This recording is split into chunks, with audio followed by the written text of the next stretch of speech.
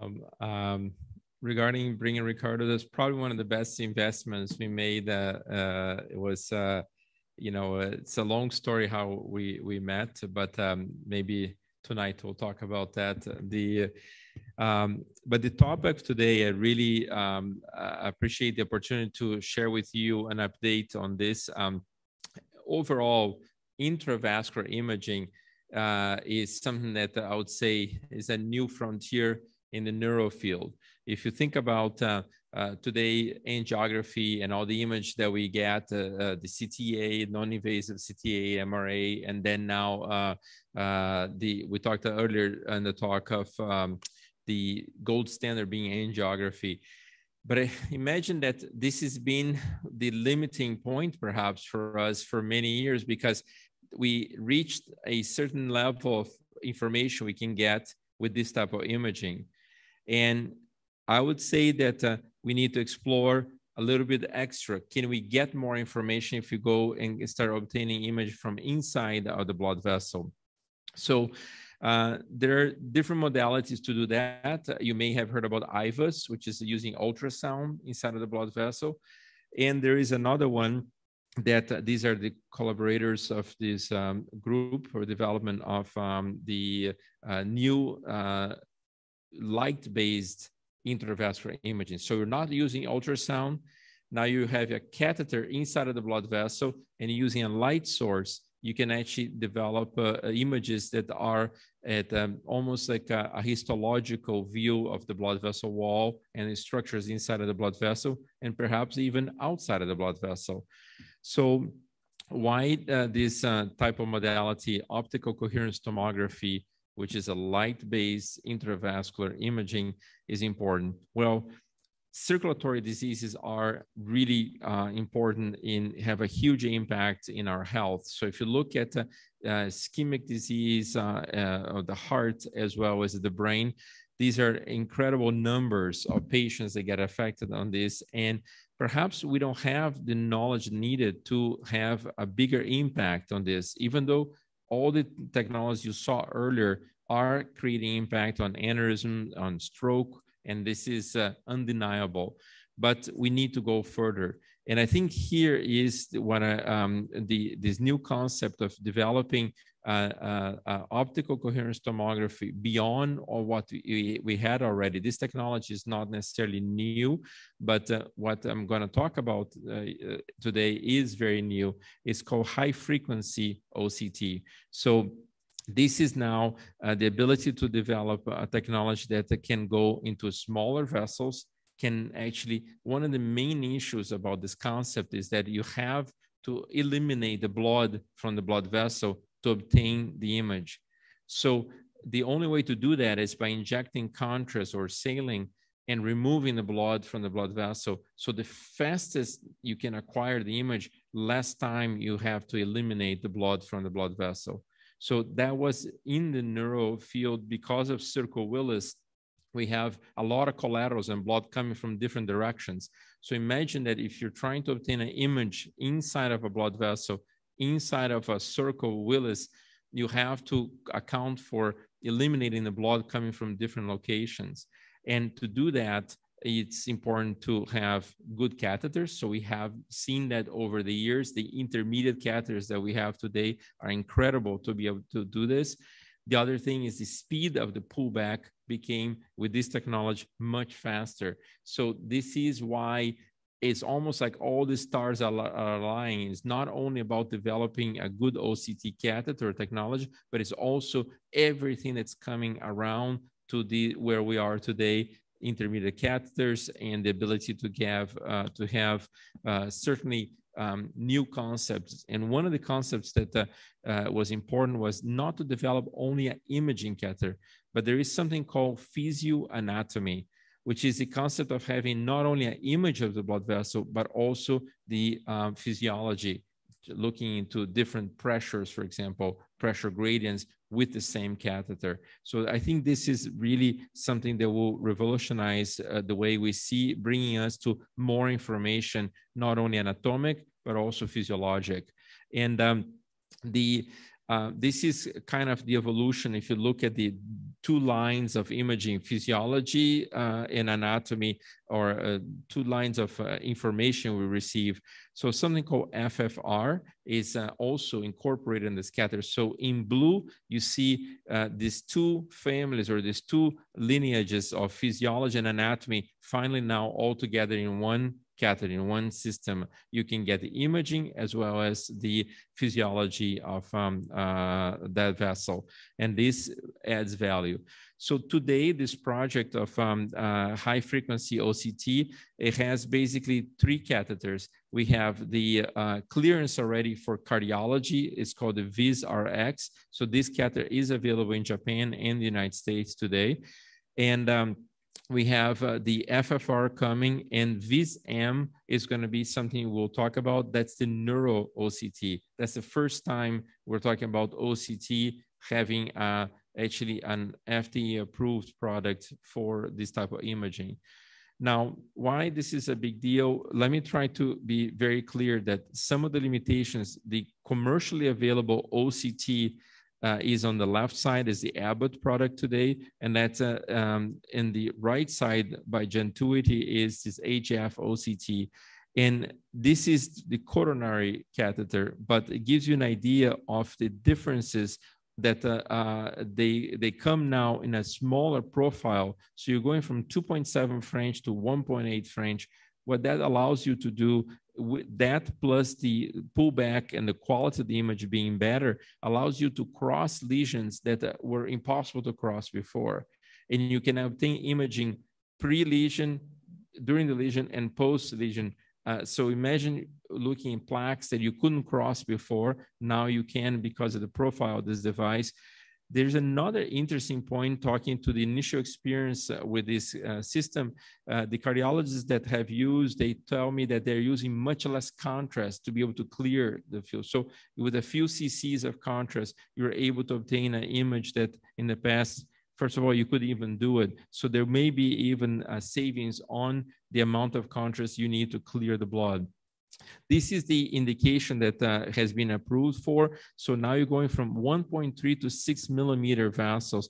This is an image that we were limited before. We couldn't image to that width as well as to the size or the tightness of the lesion. In this case, including the ability to go into the left main is a big deal for coronaries. So this experience is happening, and a lot of the things that have also been incredibly positive is how easy it is to use. So this is actually in your Angel Suite.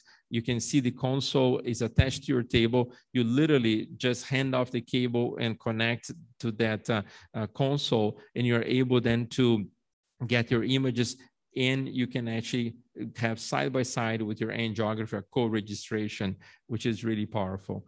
So we have published some of the initial experience with the neuro system and some of the concepts of how this can be used. And now I think probably the most interesting part of this is what happens with this imaging.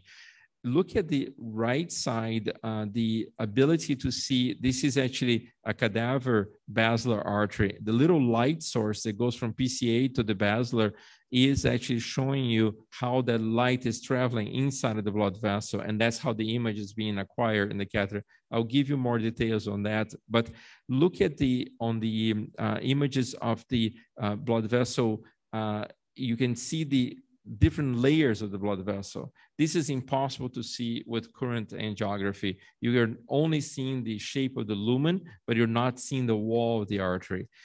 So this is information that would be incredibly helpful to us to understand some disease processes. This is what it takes. You have the console and the catheter, and this is the size. If you are familiar, some of the procedures you just saw us going into a blood vessel to place the web or the stent, this is exactly the wire there. You can see the synchro wire 14. This is the familiarity is very important. So to be able to develop a device that feels very similar to what we do today is key for the success of neuro OCT. So imagine that not only you're using a device that are very familiar with the size and can go into locations like MCA, anterior cerebral artery, and by placing this device there, you have a ability not only to obtain imaging, but perhaps down the line, physiological information of the vessel flow. Now, the other thing that is being developed is the ability to, is the concept of how to use this best. Do you deliver this directly? Do you go with a microcatheter and put inside of the microcatheter? We'll talk a little bit more about this, but the key part of this is that the materials that this is being made are very familiar to us, and it shouldn't be a tremendous change on how we do this type of procedures. One of the issues that we had before was, if you're familiar with Dragonfly, which is the Abbott product, many times when we catheterize through the skull base, by the time you got to your position, the catheter was not functional because the fiber optics inside it, they would break. Nowadays, with this type of system, is more like a little bit different. It's not a catheter, it's more like a wire, how it works. So you can actually go inside of a microcatheter, commercially available microcatheter, and then you deliver this, and it's been extremely consistent in not having so many failures. The part of the issue is that the Dragonfly concept, you had to place the catheter, the light source would travel inside of the catheter. And this one is actually a true pullback. The wire moves position from distal to proximal. So once you're done with the imaging, your wire is not in position anymore. It has moved down. But what that allows, it allows you to develop a lower profile device to obtain this imaging, which was really essential for neuro. Here, I just want to highlight a few things that are extremely important, is that 7 millimeters of width. So when you are inside of a blood vessel, to be able to see beyond that 7 millimeters in a radius would be almost like 14 millimeters around that. It's very important because it allows you to see beyond the blood vessel. Or if you have an aneurysm, you can see a certain aneurysm's wall from the lumen of the vessel. And this is really a key part of how this is much better than what we could do. This is approaching what IVUS could do, for example.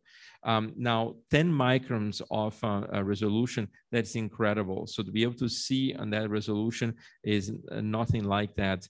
And of course, 250 images a second, it's good and bad. The good thing is that it's a lot of images in a short period of time. The bad part is that you have to analyze all this information. So look on the right side, you see the catheter. This is this guide wire going inside of the, or pulling back through the system. So you can see here how as this wire comes down, it generates the image. And on the right side is the type of image you can see at 250 images per second. It's a lot of information, but you can see here that you have this intermediate catheter, you're injecting the contrast as you're obtaining the image. And so by that clearance, that time that you obtain, it will give you a sharper image. And that's how you get this type of resolution. But the other key part is how long of a segment you're able to image. So these constructs, to image 10 centimeters in a vessel, it's a lot of images in there. And it provides us a lot of information in different constructs we can make. So I think that this is, we have a lot of information from animal data, some cadaver data, and we have tested not only the ability to consistently get the catheter into position, so the going to tortuous anatomy, as well as the ability to understand what is the best delivery system to this. But the over and over, we're so excited about the ability to now obtain not only luminal information, but also microscopic information of the vessel wall. Now, we feel that the future of this field will involve better understanding pathology. So we also will have a benefit to size the devices better. This is when you measure the vessel size, the OCT gives you probably a more realistic view over the vessel size of how to fit the stent better to that. So this is really important because when you're picking for outcomes to be good, you have to have a correct sizing of your devices. And many times the reason for failure is because we have not achieved a good apposition of our stent or perhaps even when you place a web or the coils in the aneurysm, you're not seeing completely the view because this metal, any type of material you put inside of a blood vessel will create an artifact to X-ray. And the OCT does not have the same type of artifact that you see in the angio. So by using both together, you have a more true view of what has happened. And I'll show you a little bit of how that's going to play a role. Now, the other thing is, I think is really valuable, is the ability to monitor the healing response of any implants. So you imagine if you could know when to stop the Astra and Plavix after placing implants in a vessel. So by knowing the endothelialization, how that happens, if the device is completely covered, it's extremely helpful to be able to make that decision with some kind of a true image of the vessel. And I think that maybe will allow us to give more peace of mind. You saw recently a lot of publications on plaque characteristics, when to do a carotid stent, when to do an intracranial stenting for atherosclerosis. Is the plaque unstable, stable? Are there risk factors on the plaque? All those things I think will be helpful for this type of imaging. So we talked about the tortuosity. These are animal models that can show that we can still acquire the image despite of going very tortuous anatomy. And here is a comparison between what you see in angiography and on OCT. And on the left side is the angiogram. So you can see that looks pretty much like there's a stent in place, but you can see on the right side of the picture that the stent seems to be well opposed on the angiogram. But when you look at the OCT, the little dots is the stent, and you can see outside there is a gray circle. That gray circle is the blood vessel, and there are areas that is not well opposed there. And that's an opportunity for clot to form and potentially failure of that device. And that many times is not visualized on the angiogram. Of course, this is a dynamic picture many times, so the ability to reproduce and take this image before and after to do in different time points, all this is an advantage. This is another image modality we have is cone beam CT, which is a CT scan in the angio suite. So you can see here a comparison. The top row and the bottom row is the quality of the image is very different, of course. The resolution is much better, but also you probably have more of a ground truth on the OCT imaging than you have with angio or cone beam CT. Now, the ability to see, and this is very interesting because what this picture is showing is not looking at down the lumen, but now looking at an aneurysm on the sidewall or a branch vessel. When you place a flow diverter across a branch, what happens over time, how the endothelium grows over that, and how blood clot can form also in that location. So I think it's extremely helpful for us to actually start seeing. Now, the question everybody asks is that, what are you going to do if you see something, you know? And I think that I would say the answer to that is always, it's better to know more and then start learning from that data than just not know anything about it. And I think that's where this is heading to. This is an example of how blood clot tends to go into the flow diverter after deployment. The little debris you can see here are basically in the lumen. I don't know the best way to point here because I know if I choose one, then you're going to be upset with me. If I choose there, then you're going to be upset with me, but I'll do both. So these are the blood clots. You see the little clots inside of the device and right there. And then you can see that if you do a reconstruction of the vessel, this is a post-processing. You will see maybe if new devices with surface modification, if there's a difference on those devices and how much they acquire, they get clot, or even technique, how you deploy a device, and then you can evaluate how much clot you generate by the deployment. And I think this may be a smarter way to evaluate this. But this is a trip now inside of the blood vessel. This is a post-processing that can be done, but it's an amazing, like, let's say, crude reality of what really is happening on that vessel. If there is clinical significance or not is definitely something that we need to learn, but I think it's very helpful to have this. This is the discussion that This work was done at UMass. I think Matt will be joining us later on. He may be listening to us now. But this is just what we're alluding to. This is a web placed inside of the aneurysm.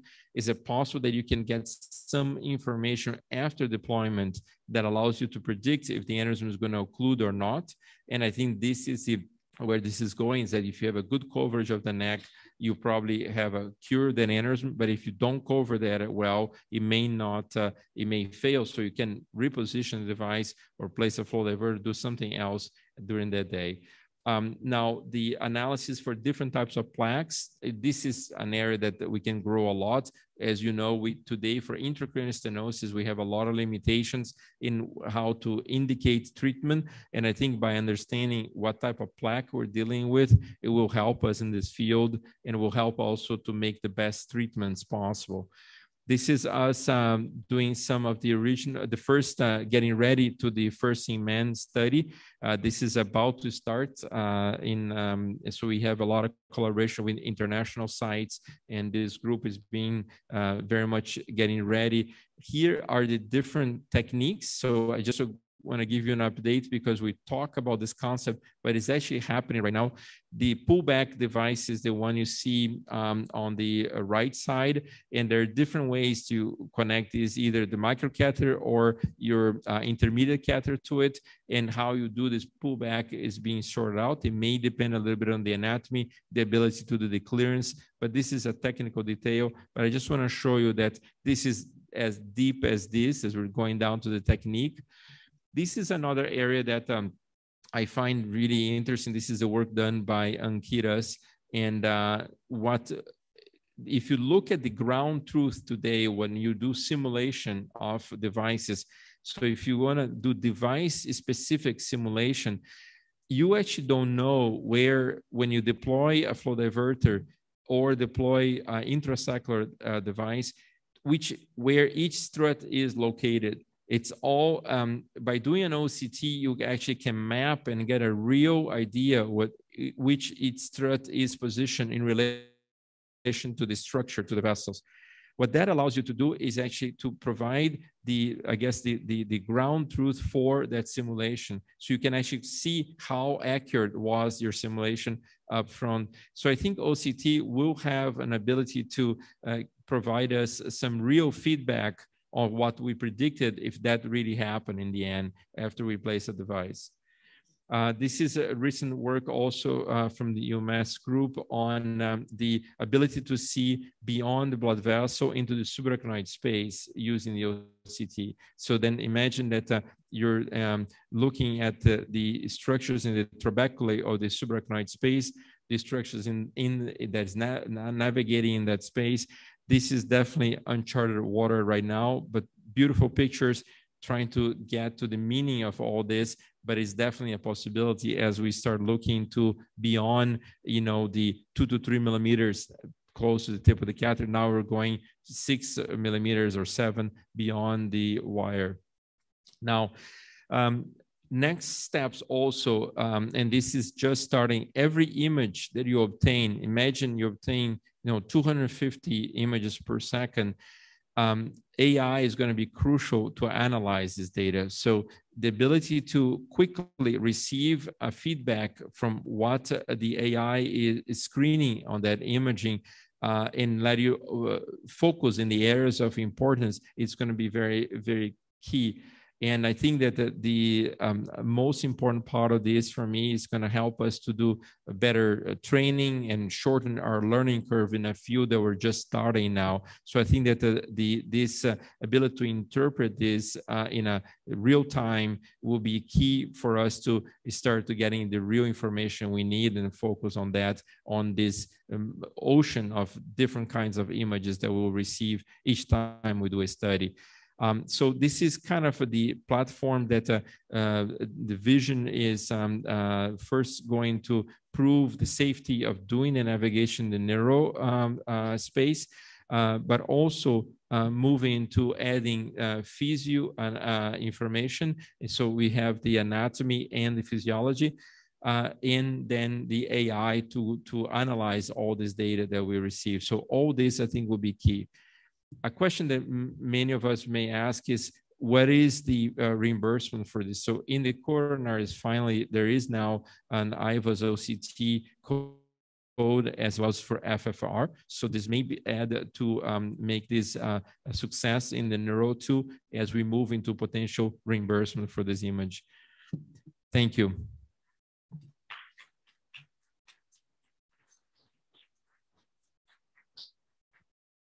Any questions for Demetrius? Oh, no. I'm going to leave the microphone with him. I don't want to be pain in the neck, but let me be devil's advocate. Yeah. Demetrius, I see first of all, thank you for the beautiful presentation. I think for the research, I think this tool is very good currently. Now, when you go up, it's optical based technology. You have to put fluid in the space to create the images because you have blood products that would reflect otherwise. So when you have an immature endothelium, let us say, in a patient, and you want to confirm whether there is a complete endothelialization. So you go with a microcatheter. There may be some risk that you may get some debris or some immature cells washed out distally, creating some TIAs or hits. The second thing is when you inject dye or water to get those clear pictures in that segment that you scan, isn't there an added risk in a patient that is undergoing healing response? Are you worried about that?